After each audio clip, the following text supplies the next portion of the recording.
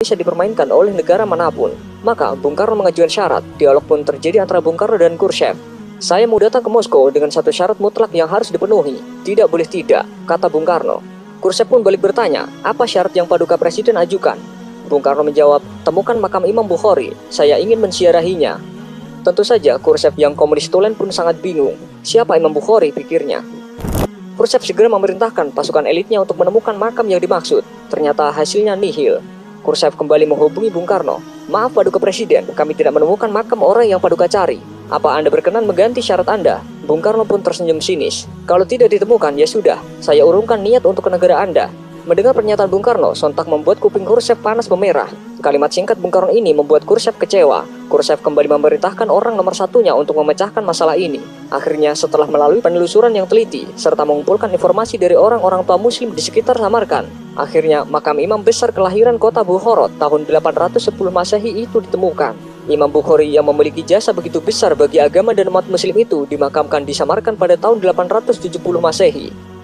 Makamnya ditemukan dalam kondisi rusak tak terawat, berada di ladang kapas yang jauh dari jangkauan masyarakat. Namun betapa kagetnya Soekarno ketika mendapatkan berita bahwa makam itu dalam kondisi yang tidak layak. Khrushchev pun meminta agar makam itu dibersihkan dan dipugar sebaik mungkin. Selesai renovasi, Khrushchev kembali menghubungi Bung Karno. Intinya, misi pencarian makam Imam Bukhari telah berhasil.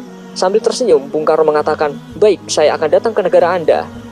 Akhirnya, setelah sebulan sejak penemuan dan pemugaran makam tersebut, Soekarno bersedia berkunjung ke Soviet. Dengan naik kereta api, Soekarno tiba di kota Samarkand pada tanggal 12 Juni 1961. Ribuan orang menyambut kehadirannya. Di sepanjang jalan, penduduk menyambutnya dengan meneriakkan nama Indonesia dan Soekarno sambil mengibarkan bendera merah putih. Sehari sebelumnya, puluhan ribu orang juga menyambut kehadiran pemimpin besar revolusi Indonesia ini di kota Tashkent, ibu kota Uzbekistan. Indonesia adalah satu-satunya negara yang hingga kini sangat dihormati oleh penduduk Uzbekistan dan Samarkand khususnya. Sejak Bung Karno tiba pada malam hari, beliau langsung membaca Al-Quran sampai pagi hingga beliau tidak tidur. Saat ditemukan makam dalam kondisi tidak terurus, Soekarno meminta pemerintah Uni Soviet agar segera memperbaikinya. Ia bahkan sempat menawarkan agar makam dipindahkan ke Indonesia apabila Uni Soviet tidak mampu merawat dan menjaga makam tersebut. Dengan emas seberat makam Imam Bukhari akan diberikan sebagai gantinya.